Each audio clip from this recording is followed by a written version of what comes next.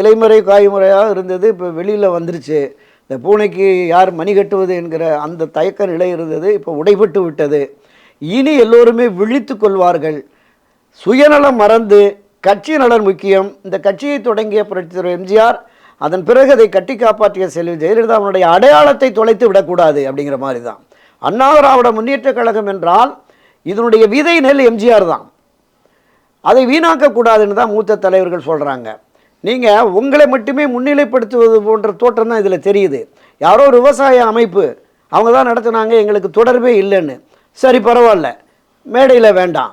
ஆனால் இவருக்கு வரவேற்பு இந்த பகுதியில் 2 கிலோமீட்டர், இந்த பகுதியில் 1 கிலோமீட்டர். கட்சியினுடைய நிர்வாகிகள், மாநில மாவட்ட நகர ஒன்றிய நிர்வாகிகள் பெரிய லெவலில் பேனர் போஸ்டர் கட்டினாங்கல்ல, அதில் 10 அடி 12 அடி உயரத்துக்கு ஒரு பச்சை துண்டை கட்டி திரு எடப்பாடியை மட்டும் பிரதானப்படுத்திட்டு கீழே அவங்க படத்தை போட்டுக்கிட்டாங்க.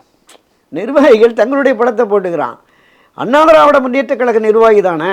அண்ணா திராவிட முன்னேற்ற கழகத்தினுடைய ஆகப்பெரிய ஆளுமைகளான 2 மறைந்த தலைவர்கள் படத்தை கட்சிக்காரனே போடலைன்னா அப்போ என்ன அர்த்தம்?